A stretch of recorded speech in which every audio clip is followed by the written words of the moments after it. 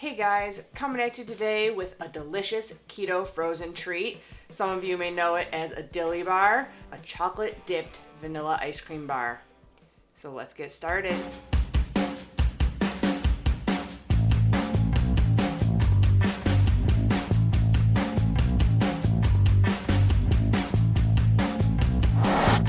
Hey everyone, welcome back. If you're new here, thanks for joining me.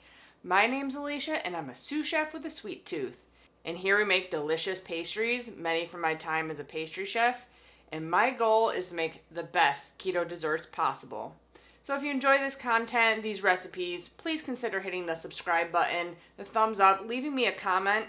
It all helps my channel grow and to bring you new keto desserts every Saturday. Today, my super simple ice cream recipe, but made into a delicious frozen popsicle dipped in chocolate. It is so good and I'm so excited to have another 15 of these in my freezer. So if you saw my video last week, I made a no churn vanilla ice cream and it literally tastes like the inside of a Klondike bar or an ice cream sandwich. It is so similar, and this one dipped in chocolate. I figured out the perfect way to dip these and to have a nice thin coating of chocolate on the outside of the ice cream. It's gonna be delicious. So we're gonna start by making our no churn ice cream. I'm doing only a half a batch because I already have 10 waiting to get chocolate dipped in my freezer. So I'm gonna show you how to do 5 of them, but the recipe below in the description box and in my blog will be for 10 chocolate dipped keto ice cream bars. I already have my sweetened condensed milk. I pulled it out of the refrigerator about an hour ago, so it's nice and room temperature. It's only 125 grams, or about a half a cup. We need to get our heavy cream out of the refrigerator. You want to whip it when it's nice and cold. I have enough in this carton. I went through so much heavy cream testing this recipe. This is like carton number 3 in like the last 3 days. A little bit more. There you go. And I figured out my preferred sweetness on this is for a whole batch about a tablespoon of powdered monk fruit and a couple drops of vanilla stevia. So I have a half a tablespoon of powdered monk fruit here. If I can get it out. There we go. And I'm only gonna do like 2 drops of my vanilla stevia. So this is totally up to you on your sweetness level. We're gonna whip that to stiff peaks. Okay, stiff peaks. I just take half of this into a bowl. Procedure's the same with double the amount. Just might take you a little longer to whip. Add in your sweetened condensed milk. And I mentioned in the comments of my last video with the no churn, it's actually better if you don't take your sweetened condensed milk too far. So this sweetened condensed milk is a lot lighter in color and not as thick as the one in that video. And it gives you a softer ice cream texture. So when I did the last sweetened condensed milk, I used my butane burner and that thing is crazy. It was only going for like not even 20 minutes and it got that dark. So definitely as low a heat as possible if you don't want to take it too far. It's very easy to do if your burner's a little bit too high. On my regular stove, I got this in about 25 minutes. Gently fold in your whipped cream. And try not to do this on a 90-degree day because your stuff gets really pretty liquidy and kind of meh if it's too hot in your house. Pretty much incorporated. Put in the rest of your whipped cream.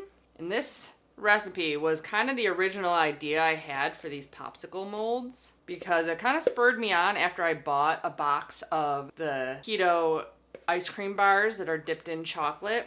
And they weren't good. Like, they don't taste like anything, and they weren't cheap.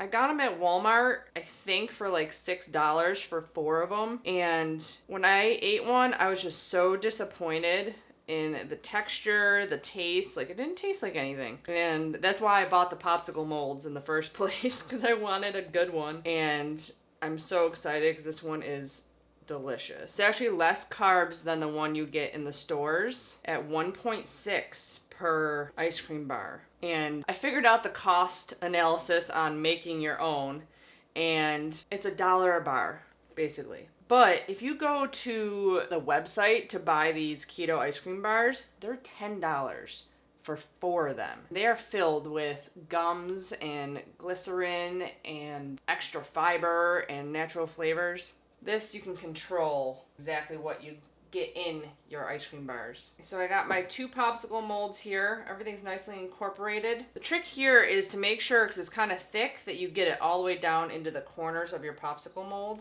before you go to spread it out. Kind of push it down in there. Make sure you get all the holes filled, and then top it off and smooth it out. I was thinking about it. If you want to make like a Klondike bar, if you have like fat bomb molds that are squares or like long rectangles, you could do that and pop them out and dip them in your chocolate instead of doing the popsicle bars. You can pretty much use any mold you have to make these ice cream bars. Little ice cream cubes or rectangles, kind of like a Klondike bar. Fill all these in, and I just top it off, and I take my spatula and just run it over the top to get it nice and smooth.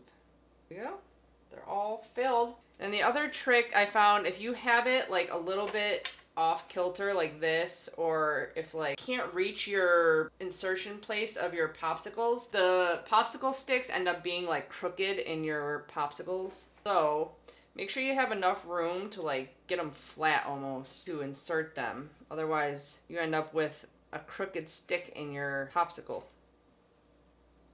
So then I move these down so I can get into this guy. So these gotta chill for at least 4 hours before you unmold them. Then I would unmold them, put them back in the freezer, and get on to melting our chocolate. So I'll show you how to unmold the ones I have ready to go. These gotta go down in the basement freezer because I have a whole sheet tray of ice cream bars in my freezer right now and no room for this one. So I'll be back when I get back from downstairs.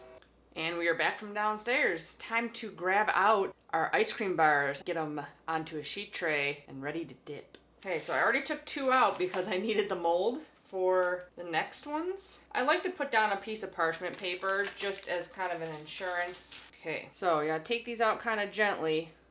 Pop them up and then pop the stick on the bottom. Now I've only ever dipped 5 at a time, so this is gonna be a test. If we can do it all in one go, or if we're gonna have to take some out at a time. Yeah, that's what I mean by pushing the whipped cream all the way down. You can literally add anything you want to these ice cream bars. I was thinking about it at the last second. Should I add some chopped peanuts or almonds to my chocolate? I decided just to do the simple right now, which is weird for me, but you can literally add so many things. And you know what I really miss? Snickers ice cream bars, and I have a feeling I will be trying to do that soon too. So many possibilities, but I'm gonna pop these back into the freezer while we get our chocolate melted. Okay, the chocolate dipping. Now I tried with just tempering some chocolate in the beginning, and it ended up being too thick of a chocolate coating. So when you go and bite into it, the chocolate kind of fell off. So I had to combat that somehow. To do that, you just gotta make the chocolate a little bit runnier to dip in. And I do that with coconut oil. You can also probably use like a cocoa butter or something like that. That would work. But my coconut oil is already liquid because it's so warm out. So it makes it easy just to do this. But this is about a 1/4 cup, 60 grams of coconut oil. And I'm using Lily's semi-sweet baking chips because these have 0 carbs in them, so they don't add anything to them. So that's what we're using today, and I have a lot of them. I went through 3 bags testing already for this. So we're going to heat up our coconut oil and pour it over our chocolate chips. We might need to blast it in the microwave a couple of times to get it all melted. You don't want it to go too high because you have to have it kind of at a lower temperature to dip your ice cream. And I'm using a refined coconut oil because I don't want the coconut flavor, but if you want coconut chocolate ice cream bars, use the extra virgin coconut oil and you'll get coconut flavor in your chocolate. Okay, we're at 174. So I'm gonna pour this over. I'm gonna let it sit for a few seconds. Get the coconut oil all over the chips. Try to get all the chips submerged in there.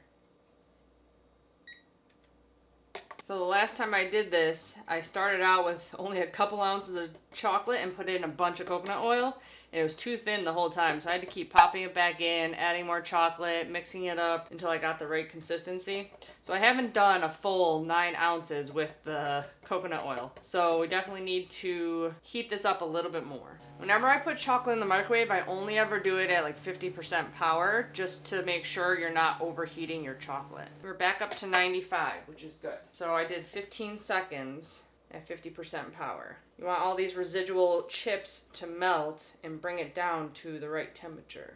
Temperature you're looking for is around 86 degrees. And so we're still at 94. All the chips are melted, so 15 seconds was too long. But you can just sit and wait for this to melt, or not to melt, to cool till 88. Or you can add a couple more chips, but I wouldn't add too much because then your chocolate will be thicker than you want it. When I worked with chocolate in pastry school, it was the middle of winter and we had the doors open. Make it a little bit cooler in the room. It's a lot harder to work with chocolate when it's warm in your house. So I literally stood in front of the refrigerator, kind of stirring it and getting it a little bit cooler. So otherwise it just takes forever to get down to the right temperature. That's a little trick if you have a really hot house. You can add some liquid stevia to this if you want it a little bit sweeter. You can also add a flavored stevia. So I was thinking doing a peppermint stevia in this chocolate would be delicious. And also you can sprinkle on top if you're quick enough when you're coating your chocolate bars. It'd be great with a little bit of like coarse sea salt sprinkled on the chocolate because the inside does taste a little caramely from our allulose sweet condensed milk. If you want to see how to make that, check out my key lime pie video. I'll link it up there if you haven't seen it. There we go. Now we're down to 88. I had the same problem when I was doing my friend's wedding cake. She wanted ganache on her cake. My ganache was not cooling. I had to literally go into my bedroom that has AC and decorate the cake in there because it just was not solidifying like it needed to. Sometimes you gotta do what you gotta do. Okay, so I'm gonna grab out our ice cream bars. I'm gonna try to show you the easiest way, and it's gonna be hard to get it on camera. I need like a GoPro on my head or something, but I'm gonna try to show you the best method because like you want like kind of a thin, deep cylinder to dip. It's just easier than trying to like spoon it over from like a bowl or something. I'll show you what I mean. So if you have a long, thin cylinder, you can literally tip it, coat, turn, coat, all sides, and then let it drip off. Like that. And you get a nice coating on your ice cream bars. So dip, turn, dip flat, turn, and then let it drip off. You kind of swirl it around, lay it back down.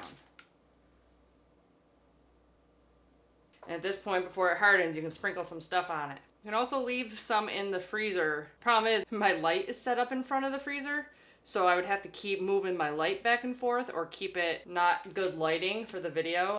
If you can work like that with it, it'd probably be a little bit easier.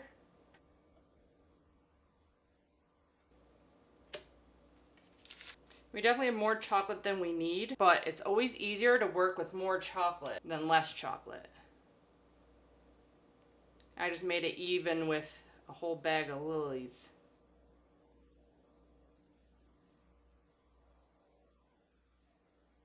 Ice cream's starting to get soft, but we made it.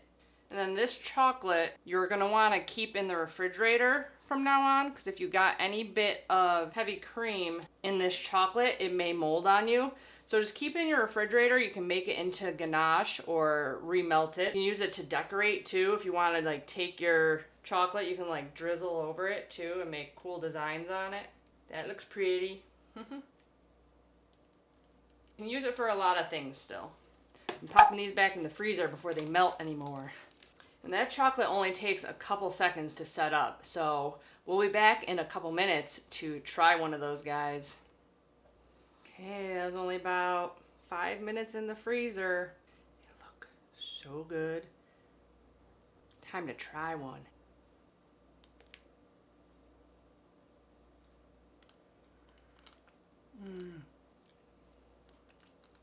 They are so good. The chocolate just breaks off perfectly. And it starts to get melty when you like get down to here. And it's like perfect. You just gotta like eat it a little bit quick at the bottom and just, it's so good. 1.6 grams of net carbs for this whole thing. And it's 10 times better than the ones you can get at the store. It is soft and creamy and smooth inside. Not icy I probably have chocolate all over my face. So whatever you call it, a dilly bar, Klondike bar on a stick, or just a chocolate dipped ice cream bar, it is amazing. Let me know in the comments below if you try this recipe and how you liked it, and what other kind of ice cream treats can we make.